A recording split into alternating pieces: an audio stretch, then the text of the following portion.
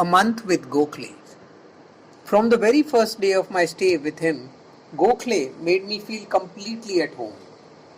He treated me as though as I were his younger brother. He acquainted himself with all my requirements and arranged to see that I got all I needed.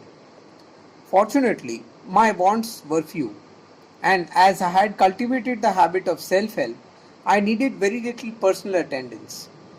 He was deeply impressed with my habit of fending for myself, my personal cleanliness, perseverance, and regularity, and would often overwhelm me with praise. He seemed to keep nothing private from me. He would introduce me to all the important people that called on him. Of these, the one who stands foremost in my memory is Dr. now Sir P.C. Ray. He lived practically next door and was a very frequent visitor.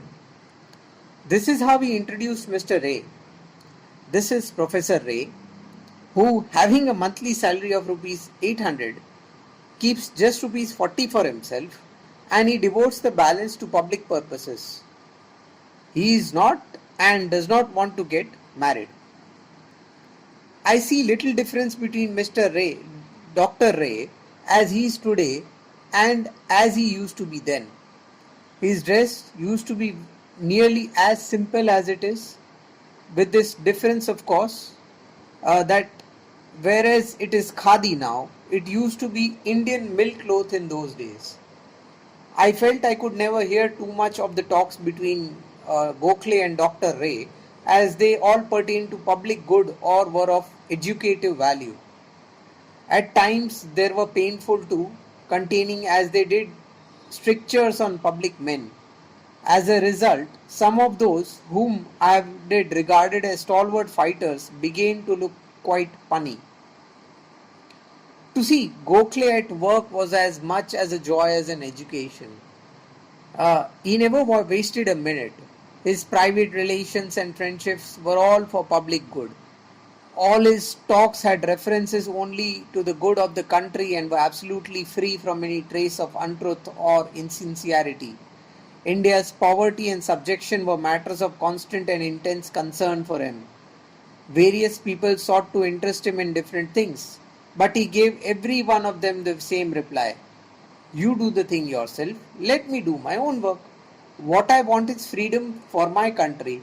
After that is won, we can think of other things. Today, that one thing is enough to engage all of my time and energy. His reverence for Rana Day could be seen every moment. Rana Day's authority was final in every matter, and he would cite it at every step.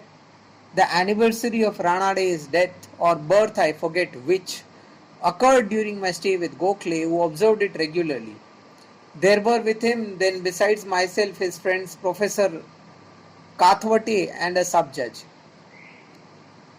He invited us to take part in the celebration, and his speech he gave us his reminiscence of Rana Day. He compared incidentally Rana Day, Telang and Mandlik. He eulogized Telang's charming style and Mandlik's greatness as a reformer. Citing an instance of Mandlik's solitude for his clients, he told us an anecdote as to how once, having missed his usual train, he engaged a special train so as to be able to attend the court in the interest of his client. But Rana Day, he said, towered above them all as a versatile genius. He was not only a great judge, he was an equally great historian, economist and a reformer. Although he was a judge, he fearlessly attended the Congress, and everyone had such confidence in his sagacity that they unquestioningly accepted his decisions. Gokhale's joy knew no bounds as he described these qualities of head and heart which were all combined in his master. Gokhale used to have a horse carriage in those days. I did not know the circumstances that had made a horse carriage a necessity for him, so I remonstrated with him. Can't you make use of the tram car in going about from place to place? Is it derogatory to a leader's dignity? Slightly pained, he said, so you also have failed to understand me. I do not use my council allowances for my own personal comforts. I envy your liberty to go about in tram cars, but I am sorry I cannot do likewise. When you are the victim of as wide as publicity as I am, it will be difficult, if not impossible, for you to go about in a tram car. There is no reason to suppose that everything that the leaders do is with a view of personal comfort. I love your simple habits. I live as simply as I can, but some expense is almost inevitable for a man like myself. He thus satisfactorily disposed of one of my complaints, but there was another which he could not dispose of to my satisfaction. But you do not even go out for walks, said I. Is it surprising that you should be always ailing? Should public work leave no time for physical exercise? When do you ever find me free to go for a walk? He replied. I had such a great regard for Gokhale that I never strove with him. Though this reply was far from satisfying me, I remained silent. I believed then, and I believe even now, that no matter what amount of work one has, one should always find some time for exercise, just as one does for one's meals. It is my humble opinion, far from taking away from one's capacity for work, it adds to it. Whilst living under Gokhale's roof, I was far from being a stay-at-home. I had told my Christian friends in South Africa that in India I would meet the Christian Indians and acquaint myself with their condition. I had heard of Babu Kalicharan Banerjee and held him in his high regard. He took a prominent part in the Congress, and I had none of the misgivings about him that I had about the average Christian Indian, who stood aloof from the Congress and isolated himself from Hindus and Mussalmans. I told Gokhale that I was thinking of meeting him. He said, what is good of your seeing him? He is a very good man, but I am afraid he will not satisfy you. I know him very well. However, you can certainly meet him if you like. I sought an appointment which he readily gave me. When I went, I found that his wife was on her deathbed. His house was simple. In the Congress, I had seen him in a coat and trousers, but I was glad to find him now wearing a Bengal dhoti and a shirt. I liked his simple mode of dress, though I myself then wore a Parsi coat and trousers. Without much ado, I presented my difficulties to him.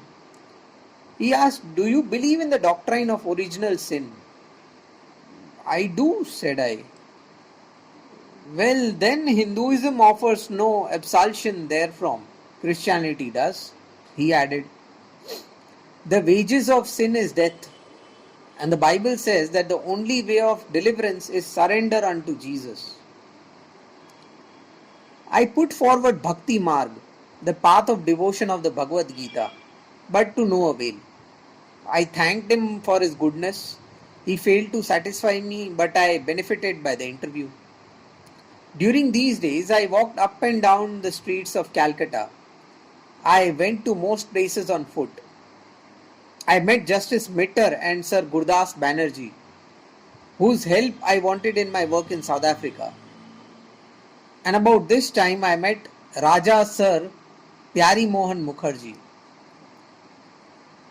Kalicharan Banerjee had spoken to me about the Kali temple, which I was eager to see, especially as I had read about it in books. So I went there one day.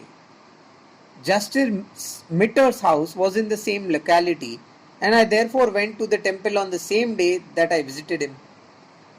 On the way, I saw a stream of sheep going to be sacrificed to Kali. Rows of beggars lined the lane leading to the temple. There were religious mendicants too, and even in those days I was sternly opposed to giving alms to sturdy beggars. A crowd of them pursued me. One of such men was found seated on a veranda. He stopped me and accosted me. Whither are you going, my boy? I replied to him. He asked my companion and me to sit down, which we did.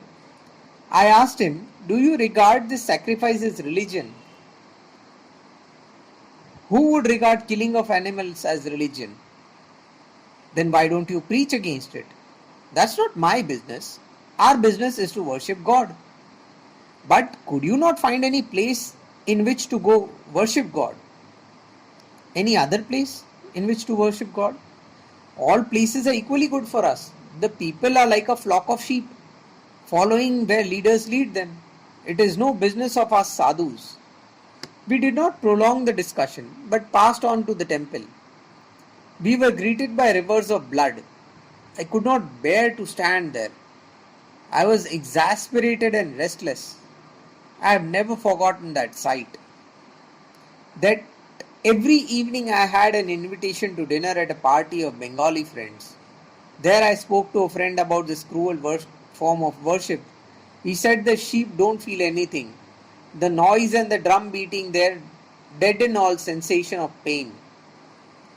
I could not swallow this. I told him that if the sheep had speech, they would tell a different tale. I felt that the cruel custom ought to be stopped.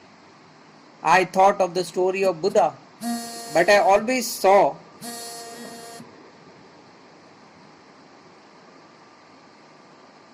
that the task was beyond my capacity. I hold today the same opinion as I held then. To my mind, the life of a lamb is no less precious than that of a human being. I should be unwilling to take the life of a lamb for the sake of the human body. I hold that the more helpless a creature, the more entitled it is to protection by man from the cruelty of man. But he who has not qualified himself for such service is unable to afford to it any protection. I must go through more self-purification and sacrifice before I can hope to save these lambs from this unholy sacrifice. It is my constant prayer that there may be born on earth some great spirit, man or woman fired with divine pity, who will deliver us from this heinous sin, save the lives of the innocent creatures, and purify the temple. How is it that Bengal, with all its knowledge, intelligence, sacrifice, and emotion, tolerates this slaughter? The terrible sacrifice offered to Kali in the name of religion enhanced my desire to know Bengali life. I had heard and read a good deal about the Brahmo Samaj. I knew something about the life of Pratap Chandra Mazumdar. I had attended some of the meetings addressed by him. I secured his life of Keshav Chandra Sen, read it with great interest and understood the distinction between Sadharana Brahmo Samaj and Adi Brahmo Samaj. I met Pandit Shivnath Shastri and in company with Professor Kathwate went to see Maharshi Devendranath Tagore. But as no interviews with him were allowed then, we could not see him. We were therefore, however, invited to a celebration of the Brahmo Samaj held at his place, and there we had the privilege of listening to fine Bengali music. Ever since, I have been a lover of Bengali music. Having seen enough of the Brahmo Samaj, it was impossible to be satisfied without seeing Swami Vivekanand. So with great enthusiasm, I went to Bellur Mutt, mostly or maybe all the way on foot.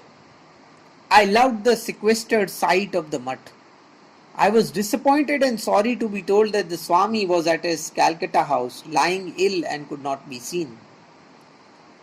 I then ascertained the place of residence of Sister Nivedita and met her in a Chaurangi mansion. I was taken aback by the splendor that surrounded her, and even in our conversation, there was not much meeting ground. I spoke to Gokhale about this, and he said he did not wonder that there could be no point of contact between me and a volatile person like her. I met her again at Mr. Pestanji Padshah's place. I happened to come in just as she was walking to his old mother, and so I became an interpreter between the two. In spite of my failure to find any agreement with her, I could not but notice and admire her overflowing love for Hinduism. I came to know of her books later. I used to divide my day between seeing the leading people in Calcutta regarding the work in South Africa and visiting and studying the religious and public institutions of the city. I once addressed a meeting presided over by Dr. Malik on the work of the Indian Ambulance Corps in the Boer War. My acquaintance with the Englishman stood me in good stead on this occasion too. Mr. Saunders was ill then, but rendered me as much help as in 1896. Gokhale liked this speech of mine, and he was very glad to hear Dr. Ray praising it. Thus, my stay under the roof of Gokhale made my work in Calcutta very easy, brought me into touch with the foremost Bengali families, and was the beginning of my intimate contact with Bengal. I must needs skip over many reminiscences of this memorable month. Let me simply mention my flying visit to Burma and the Fungis there. I was pained by their lethargy. I saw the golden pagoda. I did not like the innumerable little candles burning in the temple, and the rats running about the sanctum brought to my mind thoughts of Swami Dayanand's experience at Morvi. The freedom and energy of the Burmese women charmed just as the indolence of the men pained me. I also saw during my grief's sojourn that just as Bombay was not India, Rangoon was not Burma, and that just as we in India have become commission agents of the English merchants, even so in Burma we combined with the English merchants in making the Burmese people our commission agents. On my return from Burma, I took leave of Gokhale. The separation was a wrench, but my work in Bengal, or rather Calcutta, was finished, and I had no occasion to stay any longer. Before settling down, I had thought of making a tour through India, travelling third class, and acquainting myself with the hardships of third class passengers. I spoke to Gokhale about this. To begin with, he ridiculed the idea, but when I explained to him what I had hoped to see, he cheerfully approved. I planned to go first to Benares to pay my respects to Mrs. Besant, who was then ill. It was necessary to equip myself anew for the third class tour. Gokhale himself gave me a little metal tiffin box. Gave me a metal tiffin box and got it filled with sweet balls and puris. I purchased a canvas bag worth 12 annas and a long coat made of chaya wool. The bag was to contain this coat, a dhoti, a towel, and a shirt. I had a blanket as well as to cover myself with and a water jug. Thus equipped, I set forth on my travels. Gokhale and Dr. Ray came to the station to see me off. I had asked them both not to trouble to come, but they insisted.